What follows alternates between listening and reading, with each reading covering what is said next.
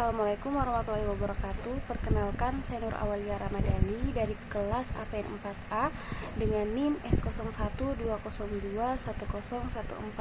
Video ini dibuat untuk menyelesaikan tugas dari mata kuliah Manajemen Pembangunan, yaitu dengan melakukan review terhadap buku Manajemen Pembangunan Indonesia.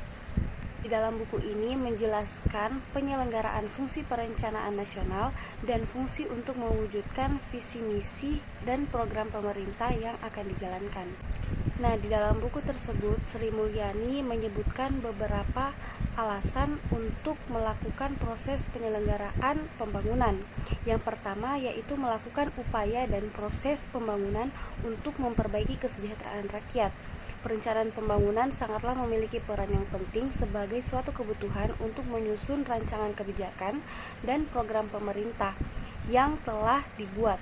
Fungsi pada perencanaan ini diperlukan untuk menjelaskan dan memberikan pengambilan keputusan yang rasional dalam mengambil suatu kebijakan ataupun mengambil suatu strategi.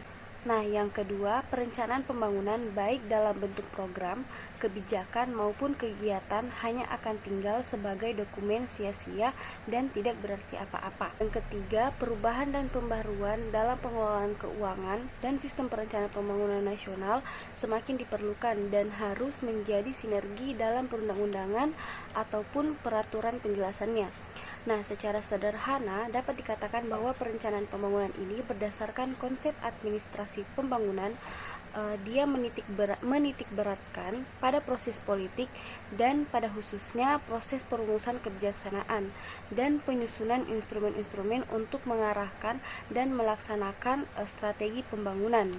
Selanjutnya, perencanaan pembangunan di Indonesia didasarkan oleh beberapa paradigma pembangunan, yaitu paradigma pembangunan nasional, kebijaksanaan pembangunan, orientasi pembangunan, kewenangan pengelolaan dana pembangunan, mekanisme penyaluran dan pembangunan, mekanisme perencanaan pembangunan, arah kebijaksanaan program pembangunan, dan lain-lain. Secara empiris, proses perencanaan pembangunan di Indonesia dalam kurun waktu 30 tahun terakhir, sejak pembangunan 5 tahun tahap pertama hingga sekarang, dapat disimpulkan bahwa paradigma pembangunan nasional bergesekan dan bergeser antara paradigma pertumbuhan dan paradigma pemerataan.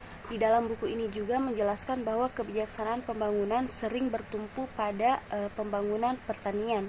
Orientasi pembangunan mengarah kepada pemenuhan beberapa kebutuhan pokok yang kemudian dimasukkan sebagai bagian dari upaya penanggulangan kemiskinan yang diikuti oleh kewenangan pengelolaan dana pembangunan yang pada awalnya dikelola secara sentralistik oleh Departemen Teknis atau pemerintah pusatnya langsung, lalu bergeser menjadi dikelola oleh desentralistik atau pemerintah daerah, yaitu pemerintah daerahnya itu sendiri. Maka dari itu, berdasarkan konsep administrasi pembangunan maupun manajemen pembangunan, maka pembangunan di Indonesia ini belum bisa kita katakan sepenuhnya perencanaan mereka itu berhasil. Alhasil, Indonesia pun masih digolongkan ke dalam negara berkembang, meskipun telah sekian lama melaksanakan beberapa program-program pembangunan.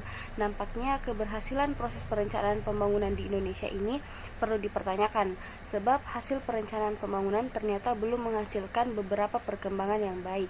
Mungkin hanya itu saja yang bisa saya sampaikan dari review buku Manajemen Pembangunan Indonesia ini. Jika ada kesalahan, mohon dimaafkan. Wabillahi taufiq wal hidayah. Wassalamualaikum warahmatullahi wabarakatuh.